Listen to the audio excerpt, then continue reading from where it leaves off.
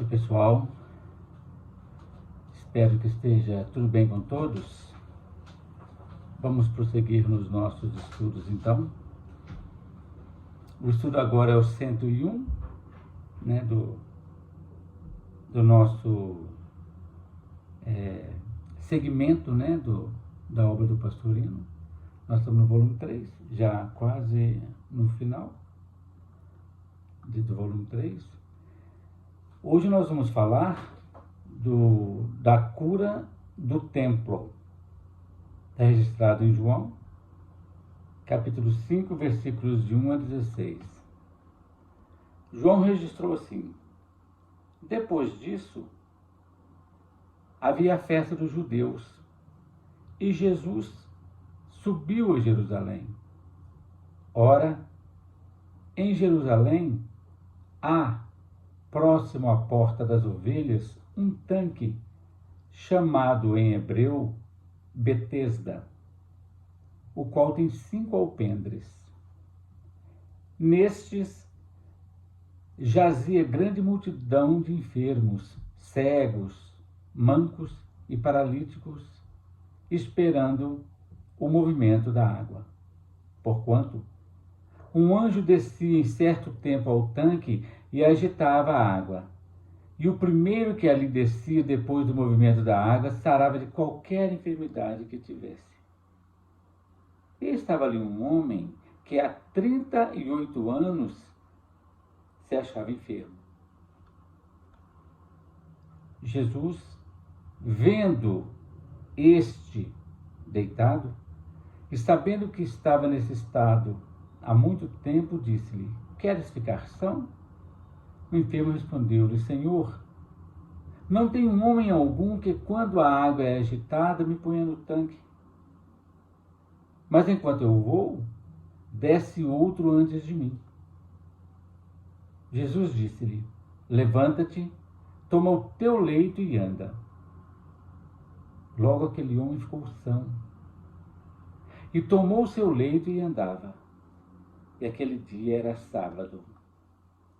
Então os judeus disseram àquele que tinha sido curado: é sábado, não te é lícito levar o leito. Ele respondeu-lhe: aquele que me curou, ele próprio disse: toma o teu leito e anda. Perguntaram-lhe, pois: quem é o homem que te disse: toma o teu leito e anda? E o que fora curado não sabia quem era, porque Jesus já se havia retirado, em razão de naquele lugar haver grande multidão. Depois, Jesus encontrou no templo e disse-lhe: eis que já estáis são, não peques mais, para que não te suceda alguma coisa pior. E aquele homem foi e anunciou aos judeus que Jesus era o que o curara. Por isso, os judeus perseguiram Jesus e procuravam matá-lo, porque fazia estas coisas no sábado.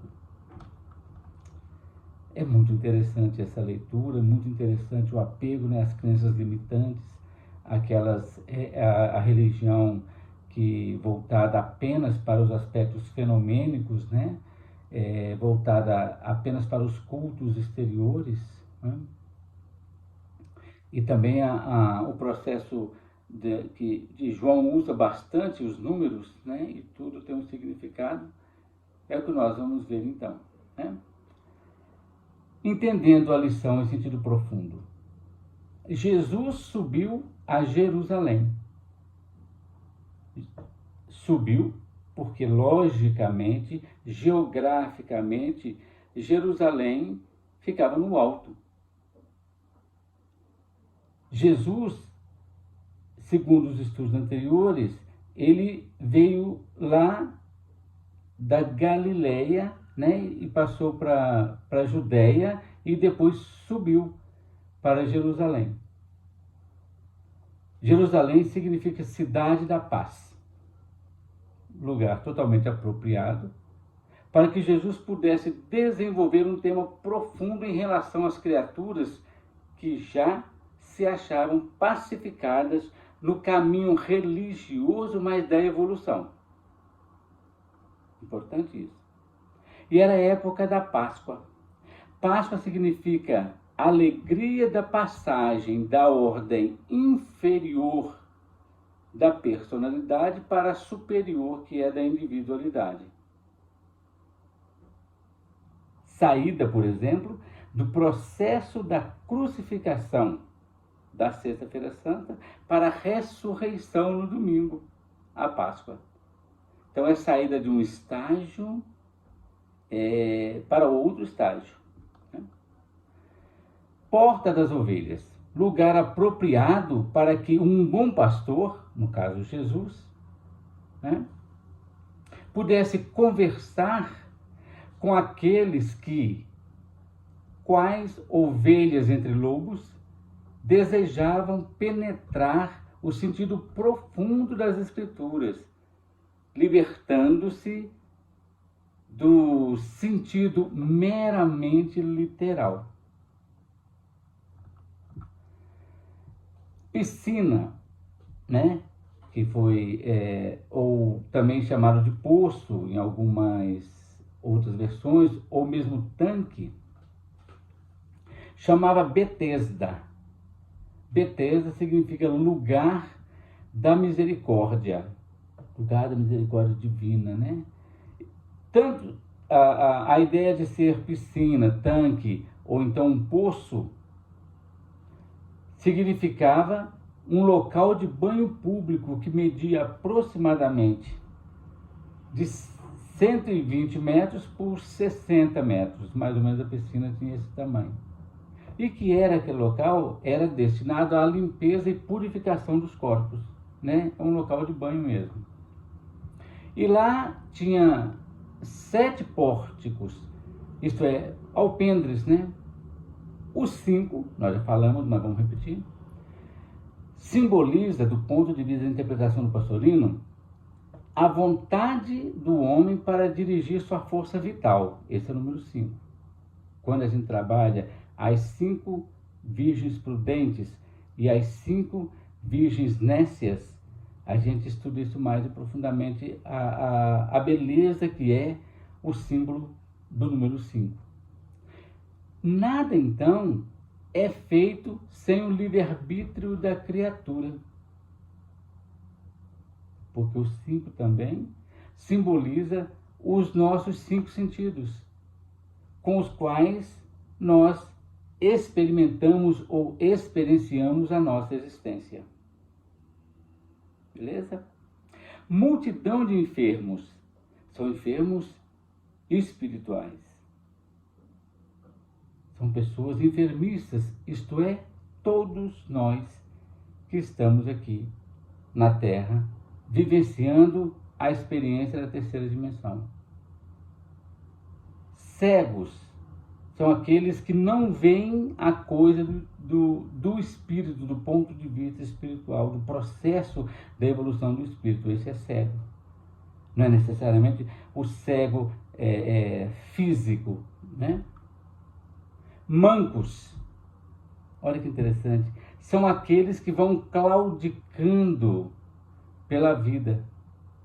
Aquelas pessoas sem firmeza. O nome Cláudio significa, inclusive, manco. Então, as pessoas que vão claudicando na vida sem ter aquela firmeza do ponto de vista espiritual. Não quer dizer que a pessoa seja manca fisicamente, mas manca no espírito, né? Paralíticos. O que representa o processo espiritual do paralítico? Dificuldade, e todos nós somos paralíticos na vida. Todos nós, aqui na terceira dimensão, nós somos espíritos enfermiços, na grande maioria, né? Então nós somos cegos, nós somos mancos, somos paralíticos do ponto de vista espiritual. Por isso que ainda estamos na terceira dimensão. Por isso que nós estamos ainda no planeta de prova e expiação. Tá certo? Então o paralítico, no caso todos nós ainda somos, é a dificuldade de se movimentar dentro da lei divina. Isto é, somos pessoas com sentimentos ressecados ou ressequidos, porque a caridade foi esfriada. Um anjo descia e movimentava a água. Primeiro que ali descia, sarava de qualquer enfermidade. Em sentido literal, o movimento da água se dava por causa da abertura das comportas, exatamente para a renovação da água. Aquela água ia embora e chegava uma água nova. E era a crença geral que após a movimentação das águas, que o primeiro que ali descesse seria curado. Gente, somos todos nós que ainda acreditamos numa série de verdades no plural mesmo, que foram passando de geração para geração, e a gente então não para obedecer o senso crítico, né? A interpretação simbólica é a seguinte: de tempos em tempos, desce um anjo, isto é, chega à terra um mestre, um manifestante divino, e movimenta as águas. A água, gente, tem o símbolo tanto, né, do nosso processo de vida material, né, o nosso processo reencarnatório, líquido amniótico, a coisa toda, mas também significa a água limpa, a água cristalina, a água vertida da fonte, significa também a doutrina pura. Vem alguém, então, um mestre, e abre as comportas da espiritualidade e revela certos sentidos alegóricos, sentidos simbólicos profundos das escrituras. Aí sim, os enfermos entram nessas águas, isto é, começam a compreender a lição e começam a viver aqueles ensinamentos, logicamente se curam de todas as suas mazelas. Muito interessante isso, né? Repito, sem interpretação. Certamente deve haver outras, né? Mas a gente está sempre olhando aqui no viés do autoconhecimento. Um homem significa qualquer pessoa, qualquer alma encarnada em débito, ou seja, nós, todos nós. 38 anos, o João então registra 5 pórticos, 38 anos, não é isso? É formado pelo número 3, nós já falamos diversas vezes, e pelo número 8. O 3 simboliza a trindade em nós, o 8, o infinito em nós. 3 mais 8 é igual a 11. 11 significa o indivíduo perante ele mesmo. E 1 mais 1 é igual a 2. Significa, então, o indivíduo perante sua dualidade. É aqui que a gente fala sempre.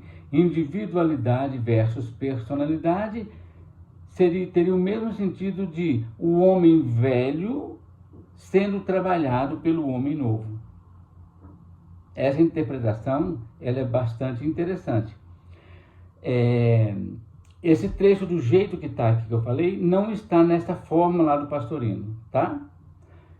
O Pastorino traz o seguinte: 38 anos significa faltam 2 anos para a completude do 40. O 40, simbolicamente, em relação àquele espírito, mostra que naquela encarnação ele não havia conseguido atingir a exteriorização de si mesmo no plano da personalidade. Faltavam ainda 2 anos. 40 exprime a luta do espírito para com o mundo exterior. A gente pode lembrar, 40 anos no deserto, né? O povo de Moisés, 40 dias de dilúvio, a Arca de Noé, 40 dias da tentação de Cristo, né? Há também outros exemplos. O 4 simboliza também a cruz da dualidade, isto é, a verticalidade e a horizontalidade. E o 2, no plano humano, o Pastorino traz para a gente essa informação interessante, simboliza a receptividade feminina, o feminino em nós, o processo reprodutivo em nós, o campo pronto para receber a semente fecundadora. Faltava apenas receber a manifestação da palavra, isto é, o Logos divino, ou o segundo aspecto da divindade, para que a centelha divina se manifestasse à personalidade para fecundá-la. Então faltavam 2 anos para que o processo completasse e chegasse nos 40. O homem estava pronto, aguardando apenas a mão que o ajudasse a dar o passo definitivo.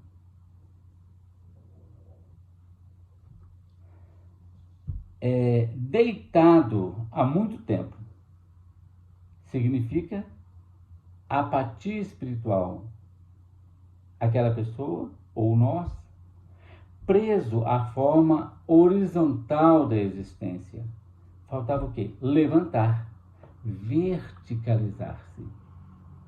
Jesus então pergunta: queres ficar são? Significa, você quer ser induzido, levado, ou melhor, você deseja ser salvo, procure uma nova atitude. O moço responde: não tem homem algum que, quando a água é agitada, me ponha no tanque. O que é isso? Dependência das coisas externas. Pessoas que não tomam atitude para libertar-se a si mesmo das crenças limitantes. Ele diz: desce outro antes de mim, isto é, aquele que já está mais preparado. Jesus então disse: levanta-te, toma o teu leito e anda. O que significa isso? O que simboliza? Despertar para a mudança de paradigma, promova uma nova ação. Ele fez, ficou são. Isto é, permitiu que a vida penetrasse nele. A ideia da individualidade se manifestasse naquela dualidade. E aquele dia era sábado. Aqui nós temos o peso da lei. No sábado não se podia fazer nada, né? Aí alguém disse, os judeus: é sábado, não te é lícito levar o leito. Significa a lei da justiça mosaica versus a lei do amor do Cristo. Aí ele falou o seguinte, aqui tem essa dualidade interessante, né? O sábado, Moisés, e o amor de Jesus libertando a pessoa do sábado, libertando a pessoa da doença, tirando a pessoa da horizontalidade para a verticalidade. Aí ele fala: aquele que me curou disse, toma o teu leito e anda. A autoridade do amor sobre a justiça, isto é, a autoridade de Jesus sobre a lei mosaica. Aí o pessoal indignado pergunta: quem é esse homem? E ele não sabia quem era, né? Por quê? Qualquer um tem condição de colocar em prática a lei do amor. Naquele caso foi Jesus. Mas todos nós podemos e devemos sobrepujar a lei da justiça com a lei do amor. Jesus se havia retirado em razão de haver ali grande multidão. Jesus não opera na multidão, gente. Por isso que ele diz: aquele que quer vir após mim, renuncie a si mesmo e me siga. É um por um, é individualizado, é criatura por criatura. Então Jesus não opera na multidão, mas no indivíduo, no trabalho íntimo de cada individualidade. Jesus faz isso e segue adiante. E cada pessoa segue o próprio processo evolutivo. Depois, então, Jesus encontrou esse homem no templo. O que significa o templo? Preparo espiritual para a mudança de paradigmas de crença. Né? O templo é espiritual nosso. O templo na mente superior que a gente precisa trabalhar. Jesus fala assim, estáis são, isto é, você está livre, pronto para seguir o processo evolutivo. Mas não peques mais, para que não te suceda alguma coisa pior, isto é, tenha prudência na sua caminhada. E anunciou aos judeus que Jesus, o moço então, anunciou aos judeus que era Jesus que o curava. E reconheceu, é um reconhecimento claro de que Jesus simboliza a vida. Os judeus então passaram a perseguir Jesus, não é apenas pela cura, olha que engraçado, não é porque Jesus sobrepujou com amor a lei da justiça, mas para matar Jesus porque ele estava desrespeitando a lei do sábado. Olha a ideia da limitação das crenças. Judeus, significando leis que escravizam, versus Jesus, que significa a lei do amor que liberta. Fazendo então nossas considerações finais, grandioso processo de cura foi aquele. Fazendo um resumo, no sábado, dia consagrado ao aspecto espiritual, Jesus sempre entra na casa de misericórdia, Betesda, né? Vai ao que mais necessita, isto é, 38 anos de paralisia, que solicita a ajuda de alguém para mergulhá-lo nas coisas do Espírito. O Cristo resolve fazer dizendo, levanta-te, isto é, eleva as tuas vibrações íntimas, toma teu leito, ou seja, domina teu corpo, carregando-o como um peso necessário, embora bastante incômodo e externo ao eu verdadeiro, e caminha, prosseguindo avante na tua jornada evolutiva em busca do seu espírito. Foi isso, gente, que eu preparei, um estudo bastante interessante, e na semana que vem a gente prossegue com nossos estudos. Muita paz a todos.